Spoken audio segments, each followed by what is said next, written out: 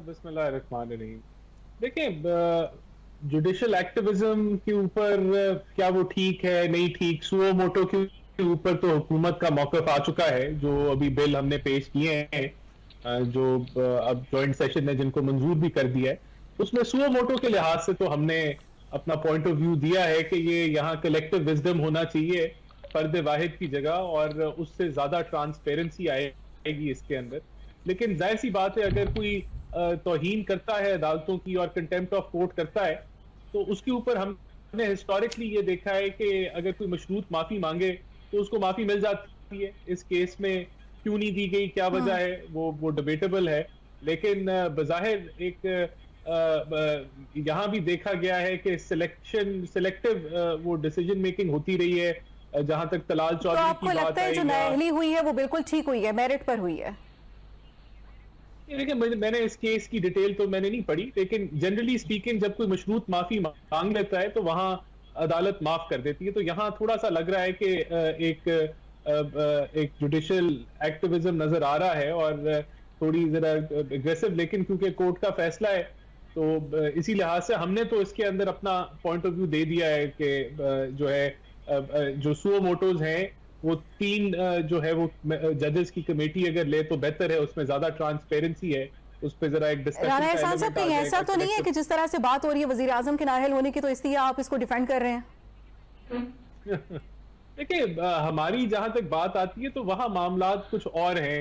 एक माइनॉरिटी का फैसला है वर्सेस मेजॉरिटी फैसला। जस्टिस काजी साहब की जो जजमेंट है कि आप सुओ मोटोस को होल्ड कर लें जब तक रूल्स ऑफ प्रोसीजर तय नहीं पाते, और फिर वो उसके अंदर बेंच किस तरह बनते हैं, मामलात जो जुडिशरी के अंदर से आवाजें उठी।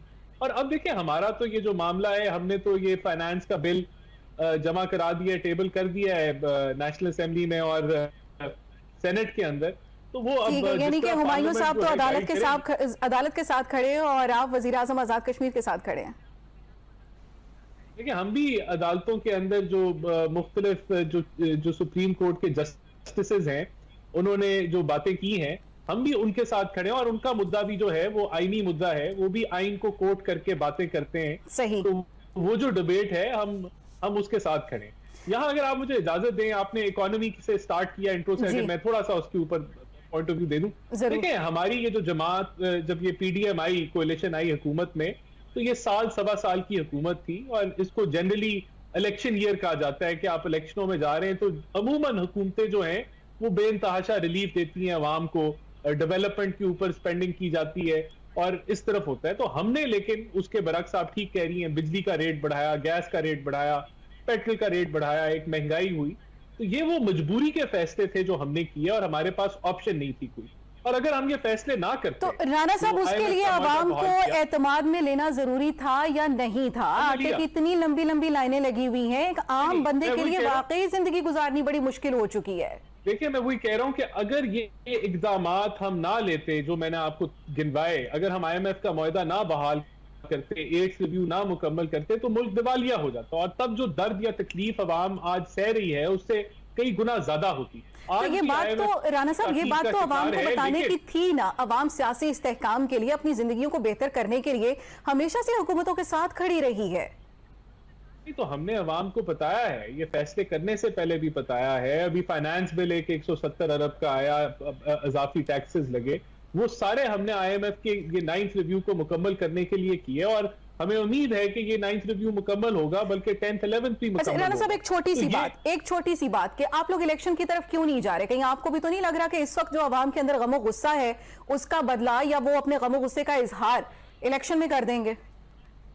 नहीं नबीला, हमारा एक मौकफ है हुकूमत का, और वो हम बयान कर चुके हैं। वाया पार्लियामेंट भी हमने उसको मंजूर किया है, और वो ये है कि इस मुल्क के अंदर इलेक्शन जो हैं एक साथ होने चाहिए, केयर टेकर सेटअप के नीचे होने चाहिए। उसकी वजह क्या है? आज आप पंजाब में इलेक्शन करा दें, 2 महीने बाद आप KPK में कराएंगे, 90 दिन तो वैसे ही ब्रीच हो चुका है, 2 महीने बाद आप KPK में कराएंगे, फिर आप बाकी 2 सूबों और वफाक में कराएंगे। इस मुल्क में ये जो केयर टेकर का निजाम है, बड़े ये डिबेट के बाद ये इंप्लीमेंट हुआ, और ये बाकी मुल्कों में, ज्यादातर मुल्कों में नहीं है।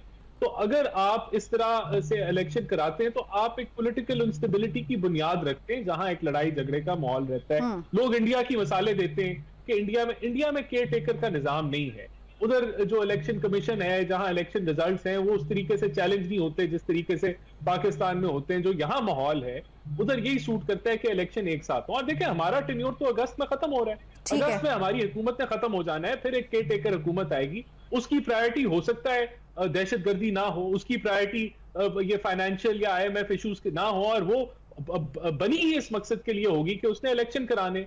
तो ये जो हमारे पे आज उंगली उठा रहे हैं सब लोग कि हम मनूवर कर रहे हैं, हम चाहते नहीं है इलेक्शन करना, वो भी खत्म हो जाएंगे। दूसरा देखें, आइन जो है उसके बड़ा डायनामिक आइन है, उसके अंदर जहां 90 दिन की बात है वहां आपके पास आर्टिकल 254 है जो कहता है कि अगर मुद्दत कोई चीज अगर वक्त, देखें जो एक हकीकत की जो बात है या फैक्चुअल बात है वो ये है कि कोई जमात इलेक्शन से नहीं भाग सकती, ना हम भाग सकते हैं और ना किसी जमहूरी जमात को भागना चाहिए। हमारा अगस्त के अंदर टेन्योर खत्म हो जाएगा, अगस्त 14 मेरे ख्याल से डेट है, और उसके बाद केयर टेकर का निजाम आ जाएगा और ये मुल्क जो है वफाक में और जो 2 सूबे हैं और इंशाल्लाह ताला बाकी भी पंजाब और KP के में भी इलेक्शन की तरफ हम बढ़ जाएंगे। तो इलेक्शन जो है वो ये भी जो डेट है ये 3-4 माह बाद की है, यानी कि अगस्त में अब चंद ही महीने रह गए। तो इलेक्शंस तो होने हैं इस मुल्क में। मौकफ क्या है? मौकफ ये है कि इलेक्शंस एक साथ हो जाए। तो हम कहीं कतई नहीं भाग रहे इलेक्शन से, हमारा पॉइंट ऑफ व्यू बड़ा क्लियर है। हमने वाया असेंबली भी रेजोल्यूशन इकट्ठे केयर टेकर्स एक ही निजाम के नीचे इलेक्शंस की पास की है। साहब आप जो कह रहे हैं इलेक्शन तो होने हैं, केयर टेकर गवर्नमेंट आ जाएगी, वो बात आपकी बिल्कुल ठीक है, लेकिन अब भी अगर जिन इलेक्शंस के बारे में बात की जा रही है, 2 सूबाई असम्बलियां हैं जो तहलील हुई हुई हैं, उनके बारे में आईनी तरीके से 90 दिन के अंदर अंदर इंतखाबात कराने की बात की जा रही है। उन इलेक्शंस के बारे में क्या कह रहे हैं? देखिए उनके ऊपर अब KPK में तो 90 दिन में इलेक्शंस नहीं हो रहे, बल्कि पंजाब में भी अब 90 दिन में इलेक्शंस नहीं हो रहे। KPK की तो अभी तक डेट या स्केड्यूल आया ही नहीं। तो अब मकसद यही है ना कि ये आप एक सूबे में एक वक्त पे इलेक्शन कराएंगे, फिर 2 माह बाद आप दूसरे सूबे में इलेक्शन कराएंगे, फिर 2 माह, यानी कि अगले 3-4 माह जो है वो इलेक्शन ही होता रहेगा।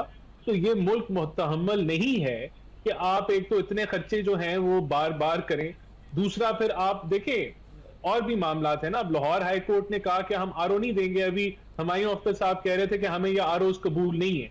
तो अगर कोर्ट्स जो हैं वो मना कर रही हैं कि हम अभी इस वक्त ROs नहीं दे सकते, तो फिर यही वो चीजें हैं ना। दूसरी बात जो मेन है वो सेंसस की बात लॉजिकल है कि अभी आप सेंसस मुकम्मल करने जा रहे हैं, आपका सेंसस मुकम्मल होगा, आप मिसाल के तौर पर पंजाब में पुराने सेंसस से इलेक्शन करा देते हैं, फिर बाकी क्या सूबों में नए सेंसस से होगा, और अगर नए सेंसस से होगा तो पुरानी हल्का बंदियां और जो NA की हल्का बंदियां हैं वो कैसे की जाएंगी।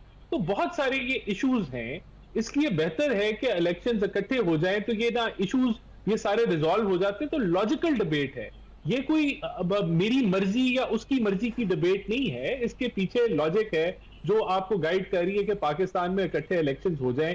पॉलिटिकल स्टेबिलिटी एक पॉइंट ऑफ व्यू है, बाकी लॉ एंड ऑर्डर हमारी तरजीह है, हमारी गवर्नमेंट समझती है कि इस वक्त हमारी वो तरजीह है और हम जो है वो नहीं स्पेयर कर सकते।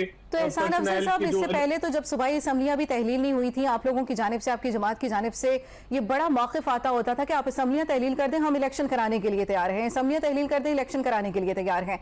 तब क्यों कहा जाता था और अब इलेक्शन क्यों नहीं करा रहे? देखिए उसकी भी बड़ी मेन वजह यह है कि जब ये कहते थे कि हम असेंबलियां तहलील कर देंगे या इलेक्शन फौरन कराएं, तो ऑब्वियसली हम कहते थे फिर अगर आप इतने सीरियस हैं तो आप कर दें तहलील, ये आप और प्रेशर पड़ जाएगा।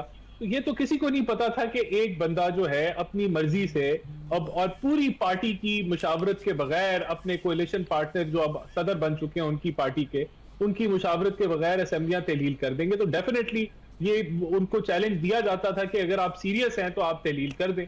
लेकिन ऑब्वियसली अब उसके लिए अगर ये ट्रेंड आप चाहते हैं कि ये आपने रखना है कि कोई भी आदमी पंजाब का जो है वो असेंबली डिसॉल्व करे और वफाक में पूरे में इलेक्शन हो जाए, तो ये तो मेरे ख्याल से ये ट्रेंड कोई नहीं है और ये कोई वजह नहीं बननी चाहिए निजाम को डीरेल करने की।